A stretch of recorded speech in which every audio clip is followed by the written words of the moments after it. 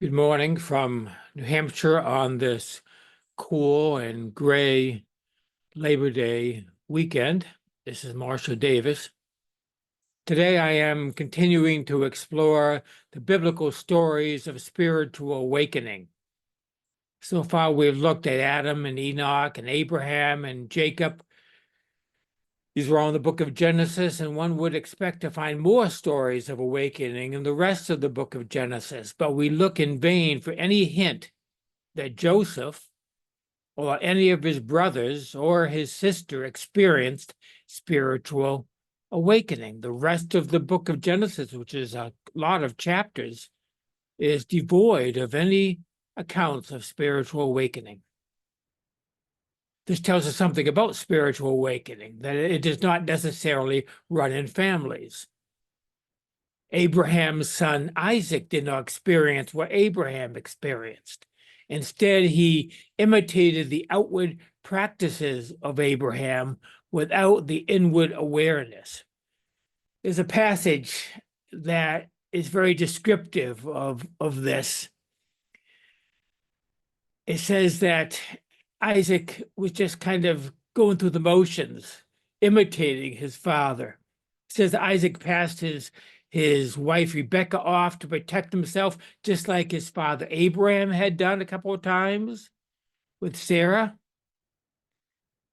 thereby following the sins of the father. Then there's this very telling passage. It says, then Isaac departed from there and pitched his tent in the valley of Gerar and dwelt there. And Isaac dug again the wells of water which they had dug in the days of Abraham, his father.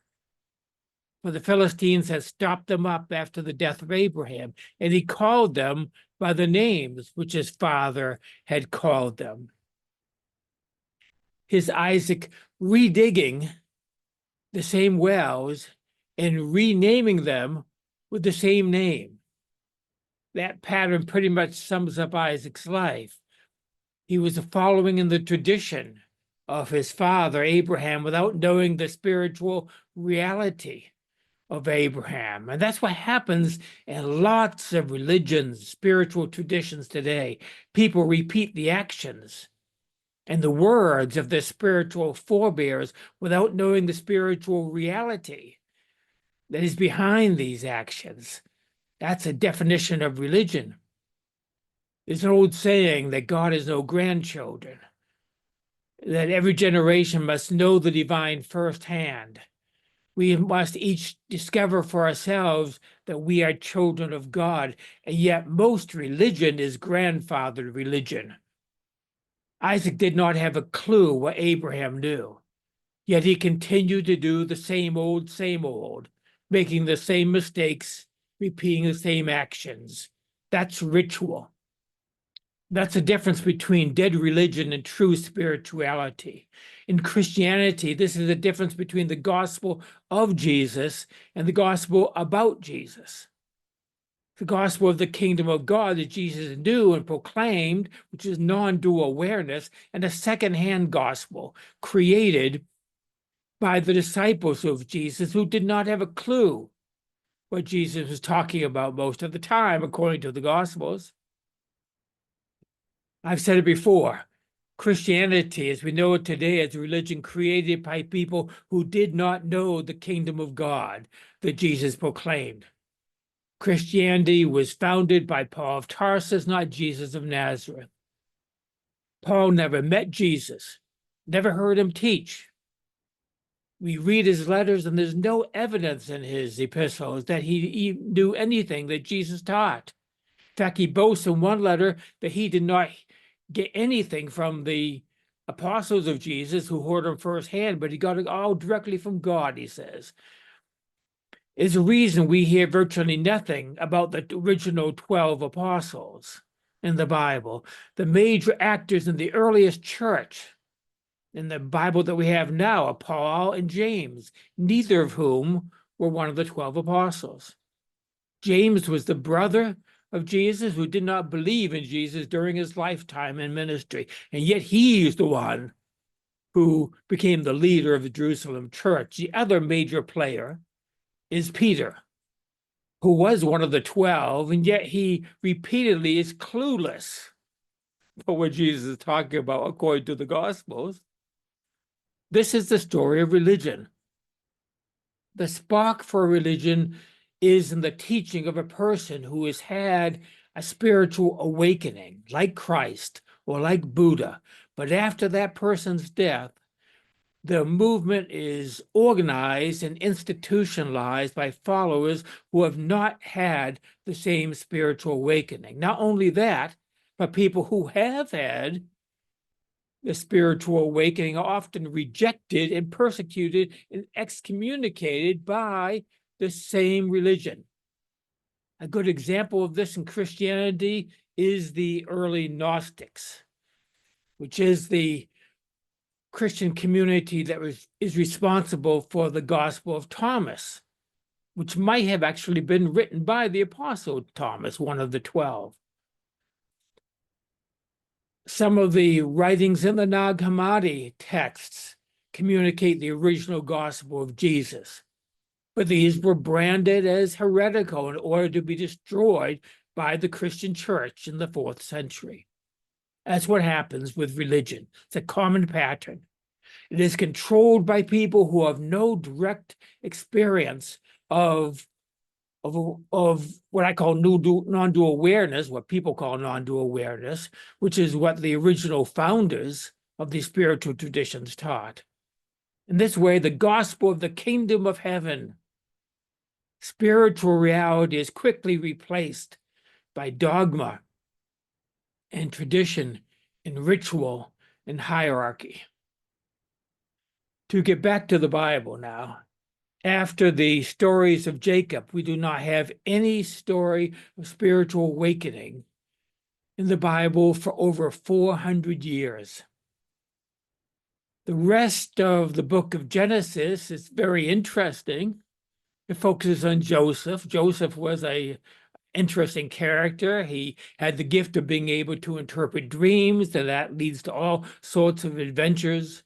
His brothers didn't like him, thinking he was a stuck-up snob, so they sold him into slavery, telling the father Jacob that Joseph had been killed.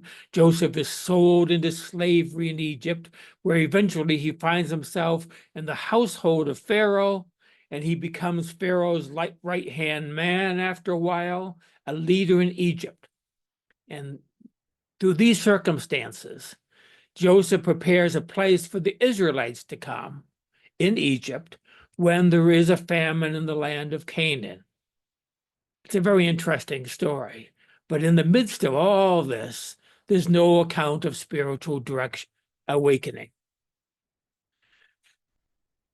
Which means there is not only a physical famine that led the Israelites to Egypt, but there's also a spiritual famine.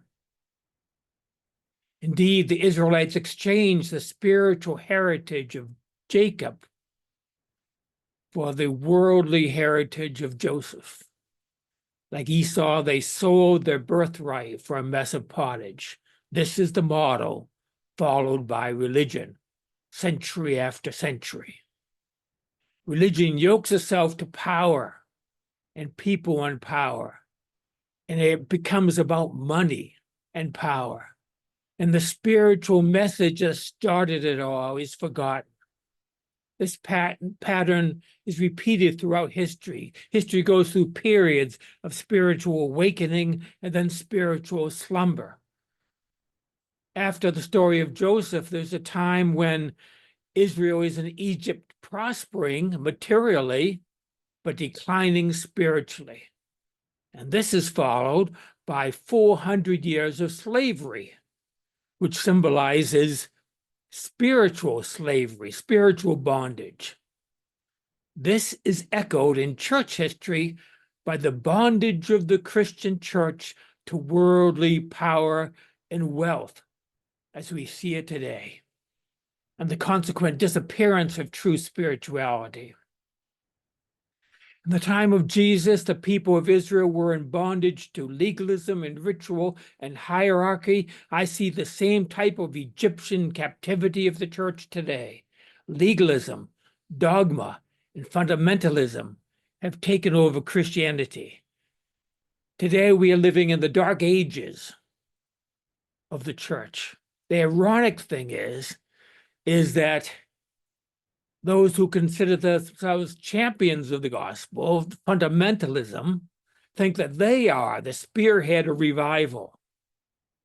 They think they have the truth, the whole truth, and nothing but the truth. But in fact, they are the ones in spiritual darkness and bondage, and they don't realize it. And this pattern happens again and again in all religious traditions. There are long periods of religious darkness, anti-intellectualism, anti-science, anti-learning. And then there is a new time of awakening.